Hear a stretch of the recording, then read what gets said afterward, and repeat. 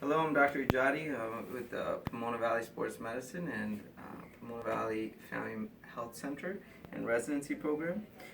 Today we're going to do the ankle exam. Okay, we have Omid here, PA student, working with us today.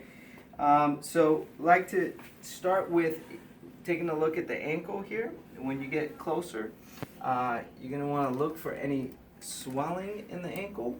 In the soft spots here, looking at the ankle joint both medially and laterally. If you see any bulges, that will be indicative of fusion in the ankle.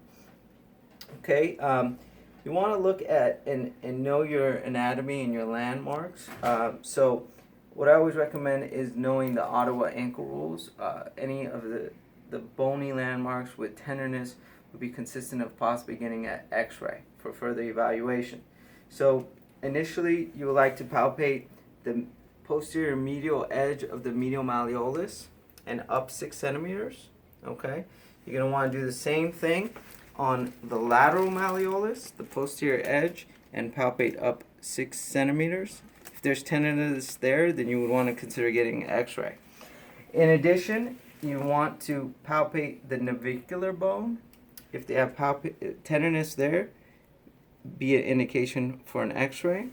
You also want to palpate the proximal fifth metatarsal right here, where the peroneus brevis or peroneus longus tendon come and attach to the proximal fifth. So any tenderness as well there would be an indication for an x-ray.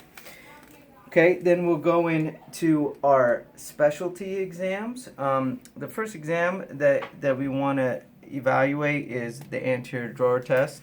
So anterior drawer test, we're going to be evaluating the ATFL, the anterior talofibular ligament. So you stabilize the tibia with one of your arms. The other one, you grab the posterior edge of the calcaneus and you slide forward. You're looking for pain or laxity. Okay? So again, just give a good firm press towards yourself. And if you see any laxity or pain, you may have an injury to the ATFL. Okay? The next set of exams would be consideration for the CFL and the PTFL. Okay? This is the Taylor tilt test. And you could do it in 3 different angles of the foot with a plantar flexion and an inversion. Here you'll be testing the ATFL. Okay? At a neutral position and an inversion, you'll be testing the CFL, and a dorsiflexion and inversion, you'll be testing the PTFL. Okay.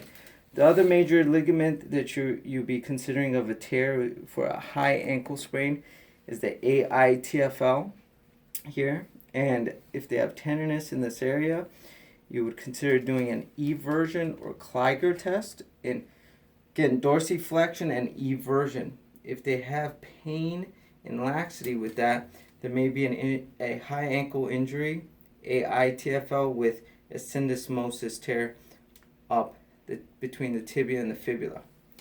In addition, you may want to do a squeeze test at the proximal fibula and palpate. Do a squeeze test kind of here in the medial aspect of the tibia and the fibula as well. See if there's any pain and possible syndesmotic injury. Okay. Other things to evaluate is the flexor hallucis. Go ahead and bring your toes up. You can see that here. Just medial to that, you'll have the anterior tibialis that connects down here. You go ahead and put your toes down for us. Good. You would want to see the range of motion of the ankle, so go ahead and dorsiflex towards your head, plantar flex down, invert your ankle this way, and evert out this way. Okay, always do manual muscle testing as well. So resist dorsiflexion to the head, resist inversion, resist eversion, and resist plantar flexion. Okay, then we'll go ahead and do the Thompson test. Go ahead and lay down on your stomach, please.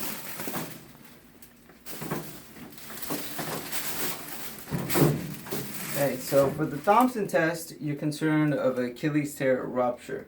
And what you'd be doing here is simply squeezing his calf and you would see his ankle move there and his foot moving.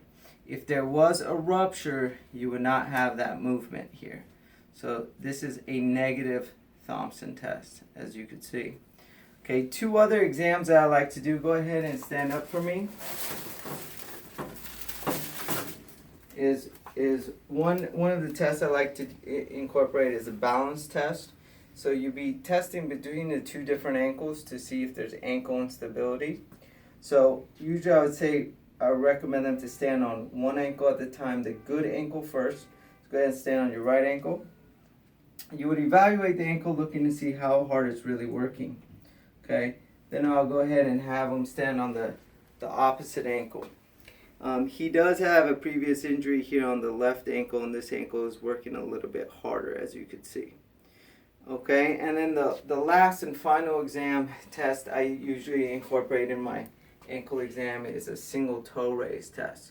So I'll have them come up against the wall. So let's go ahead and you could just put your hands here and go on your right ankle and toe raise. Okay, good, and come down. And then same thing on the bad ankle. Toe raise and come down. All right, so I think we went ahead and wrapped up everything for our ankle exam. Thank you for listening. Appreciate it.